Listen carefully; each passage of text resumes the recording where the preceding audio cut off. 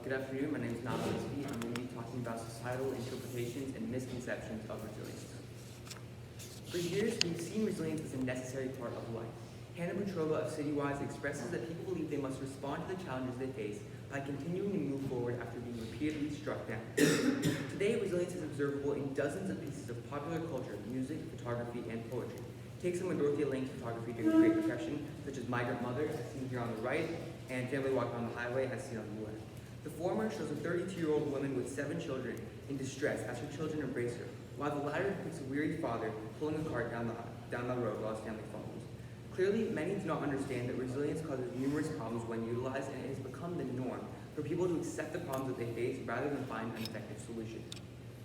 Although it is a tool that can be used to help cope with struggle, society's perceptions of resilience are different from what individuals actually experience.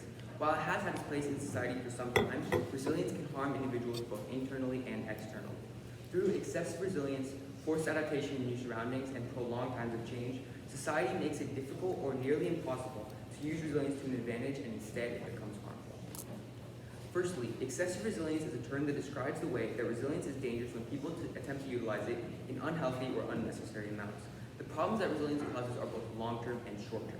Jim Heskett is a UPS Foundation professor of business logistics at Harvard, and his Harvard Business Review article supports this, stating that there's a limit to adaptability because we have to be adaptable and flexible, but too much adaptability can lead to a lack of direction. Heskett shows that resilience has disadvantages when it is utilized unnecessarily or extensively. The long-term effects of resilience have just as many negative aspects, while there are still minimal benefits. To tie this argument to the stimulus, Thomas Tamaro Music and Derek Lusk write The Dark Side of Resilience in Harvard Business Review to argue how there are many societal expectations that people commonly face that make them feel a need to demonstrate resilience. The authors express that scientific reviews show that most people waste an enormous amount of time persisting with unrealistic goals, a phenomenon called the false hope syndrome. This false hope syndrome that these authors discuss is a key example of how resilience is damaging to individuals who are unreasonably resilient because they want to pursue their goals at the cost of long-term damage to themselves.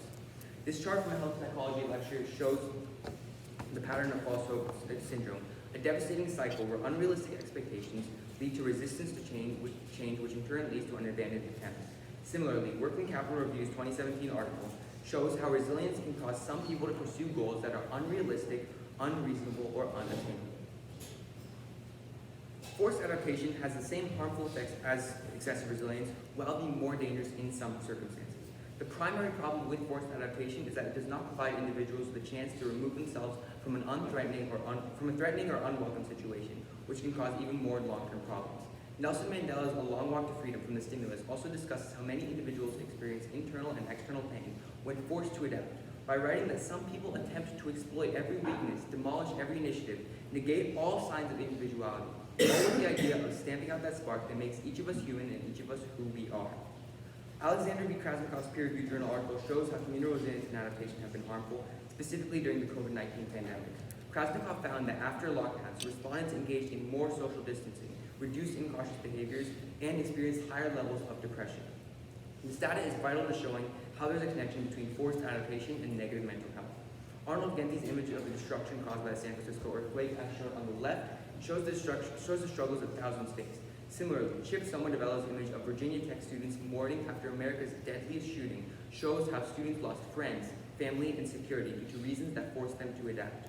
These images are meaningful representations of the disadvantages of forced adaptation.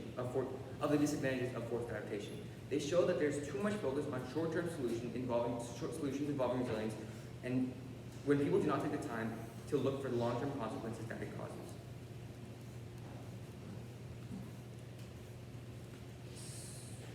This notable excerpt is an important example.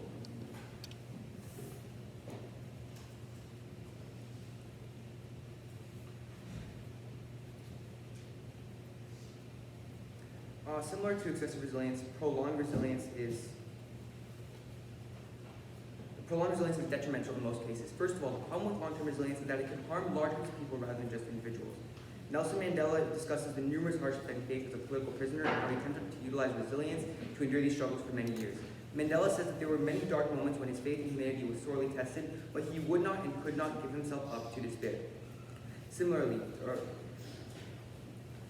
this notable excerpt is an important example of the severe harm that resilience can have on an individual or an entire group over a long time. Next, Bastian Brock, a renowned researcher and social psychologist at the Melbourne School of Psychological Sciences, writes about the resilience paradox in his 2019 article.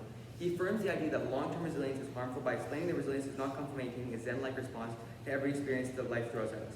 It's born from being in touch with what it feels like to fail, from understanding the pain of loss, and from an intimate insight into the depth of being overwhelmed and out of our depth.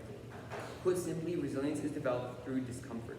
He's able to show that resilience is not just a skill that can be used at any point, but rather that it is a result of the hardship that people have to endure, often over extended periods.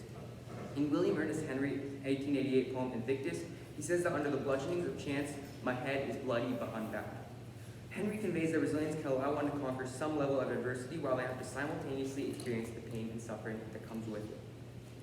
As a counter, it can be argued that resilience is beneficial for some or most individuals. For example, resilience has been historically helpful. Julia Watson gave a TED Talk about how her search for ancient systems and indigenous technologies has been different. It's been inspired by the idea that we can see creativity in crisis. Additionally, Carol Duran, Badia's 2014 peer-reviewed journal article, claims that becoming immune to the harsh effects of mistreatment is actually a great way to learn how to combat the actions of those who mistreat. These statements show that resilience may be helpful in some cases. To refute this, while it is true that resilience is beneficial for nature and adaptation is assisted in survival for some forms of life, the situation is likely completely different for humans.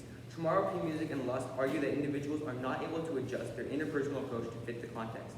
Many are in effect rigidly and delusionally resilient and closed off to information that could be imperative to fixing or at least improving behavioral weaknesses.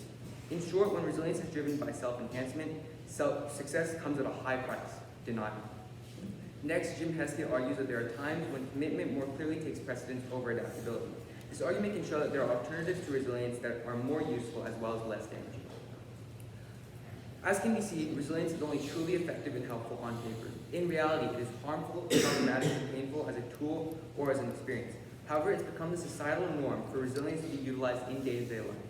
There have been examples of resilience being a problem, such as with the COVID-19 pandemic. Other examples can be seen over past decades, including the San Francisco earthquake, the Virginia Tech shooting, and the when discussing traditional resilience, it has been proven over and over that it is simply impractical and unviable. Thank you. Terrific. Now, I've got 2 questions for you, and then we'll wrap this thing up. So first, tell us how your research question evolved from the moment you first thought about what you were going to research all the way up to this final presentation. So originally I considered researching the COVID-19 pandemic and how that has affected resilience, but I did include that in one part of my article, in one part of my argument, but I instead decided to focus on resilience as a whole being harmful, as I noticed there was so much information that could inform others about that. And so that was basically my argument changing, and then that changed my question to how is resilience harmful and why is resilience harmful. Fantastic. And then as a follow-up question, the whole idea that resilience can be harmful, what are the main sources you used to help support that argument? So most importantly, I talked about that in my excessive resilience convention with Chamorro, P-Music, and Las Gauss from the Stimulus article. And then I was able to link that to Working Capital Review and the quote that I showed earlier about how resilience being making it harder to adapt and pursuing goals that were unattainable. And so that just I was able to connect those 2 articles to for my anchor of my evidence, and then that was how me shape the rest of my argument. Okay, fantastic. Thanks very much.